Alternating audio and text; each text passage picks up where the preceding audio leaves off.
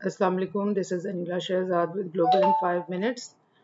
फ़लस्तीन में तो आए दिन कोई ना कोई ट्रेजेडी होती ही रहती है और जो लोग भी फ़लस्तीन की न्यूज़ को फॉलो करते हैं तो शायद ही कोई ऐसा दिन होगा जिसमें उन्हें किसी भी इनोसेंट फ़लस्तीनी सिविलियन के मारे जाने की खबर नहीं मिली हो।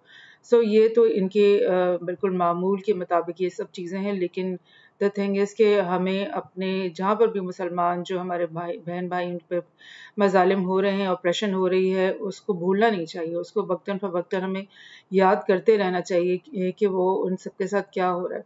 बिकॉज़ अगर हम उन्हें भूल जाएँगे तो फिर इट्स लाइक जो भी उन पे ज़ालिम जो ज़ुल्म कर रहे हैं उसमें इज़ाफ़ा ही होगा, उसमें कमी नहीं आएगी। सो लेट्स सी कि कुछ न्यूज़ को हम शेयर करते हैं।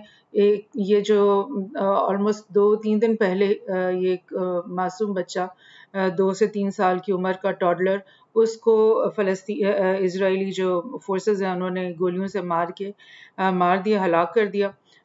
ये मासूम सा बच्चा आपको मतलब कुछ यानी कहने के लिए अल्फाज नहीं है कि किस तरह से और रह रहे हैं ये फ़लस्तीनी और किस तरह से इनके घरों में हर दूसरे दिन घुसा जाता है, इनकी गलियों में, इनके मोहल्लों में घुसा जाता है और गन्स पॉइंटेड होती हैं इनकी तरफ और किसी भी वक्त जो है इजरायली फोर्स के कोई भी यानी सिविलियंस को, औरतों को, बच्चों को भी बगैर किसी जुर्म के, बगैर किसी सबूत के, किसी भी like they can just come and मतलब शूट एंड किल एनीबॉडी।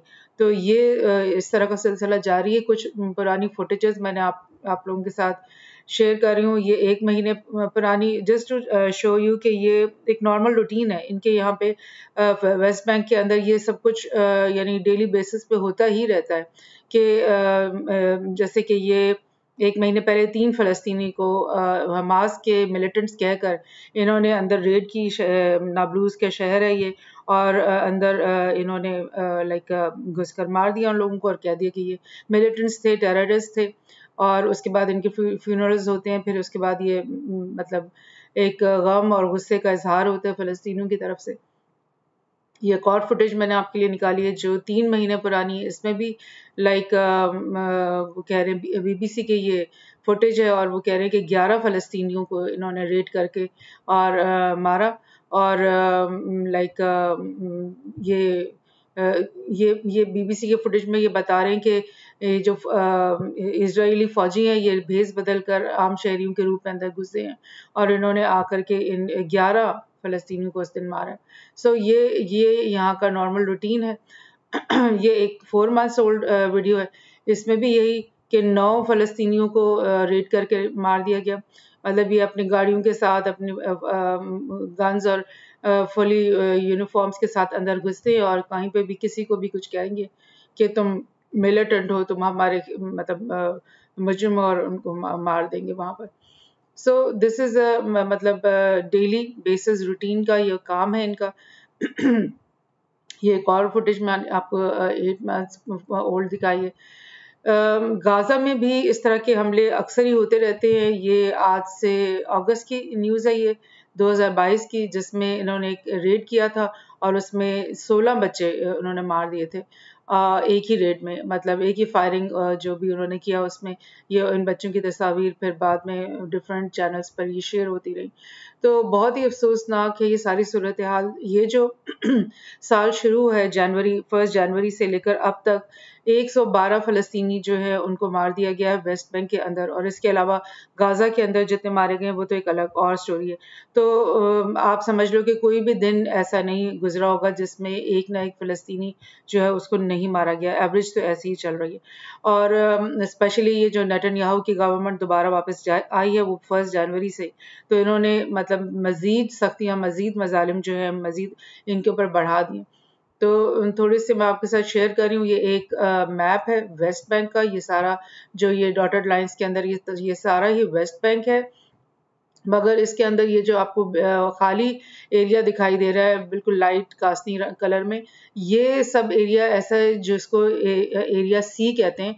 और इसराइल कहता है कि ये एरिया सी जो है ये तो बंजर है, ये तो खाली लैंड है, तो लिहाजा इसकी जो हिफाजत है वो हम लोग करेंगे। और उस प्रीटेक्स में उन्होंने इस सारे लैंड के ऊपर कब्जा किया हुआ, यानी कि वेस्ट बैंक के अंदर भी तकरीबन आधा लैंड ऐसा है जिसके ऊपर इस वक्त जो है इनका कब्जा है। और ये आप देख रहे हो इनके मुख्तलिफ शहर आपको दिखाई दे रहे हैं, इन हर शहर के बीच में आपको दिखाई दे रहा है कि ऐसा एरिया है जो कि फ़लस्तीनियों के पास नहीं है, यानी कि ये इधर बीच में वो बड़ी-बड़ी अपार्थाइड वॉल्स के ज़रिए इन इलाकों को अलग कर देते हैं और इसके बीच में ऐसे इलाके बना लेते हैं जिसके अंदर फ़लस्तीनी नहीं आ सकते। लिहाजा क्या होता है कि फ़लस्तीनी जो शहरी हैं या विलेजर्स हैं, वो एक शहर से दूसरे शहर या एक विलेज से दूसरे विलेज नहीं जा सकते इन अपार्थाइड वॉल्स के अंदर से गुजरे बगैर और लाइक चेक पोस्ट में अपनी चेकिंग करवाए बगैर।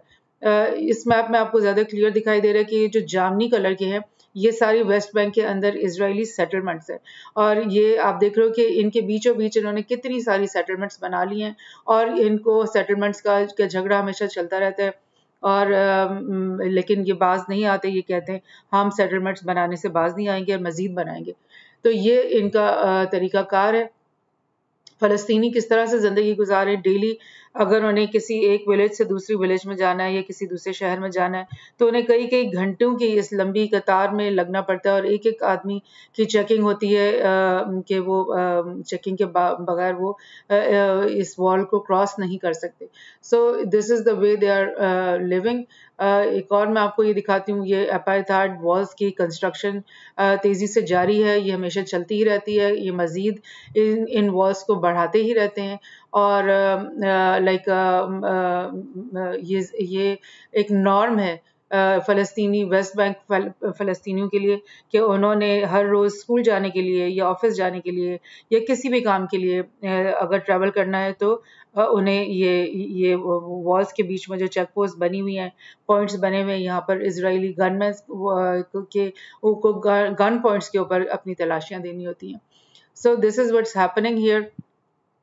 इस तरह से इनकी ज़िंदगी गुजर रही है और लाइक मज़ीद भी मैं इसको कवर करूँगी इंशाल्लाह।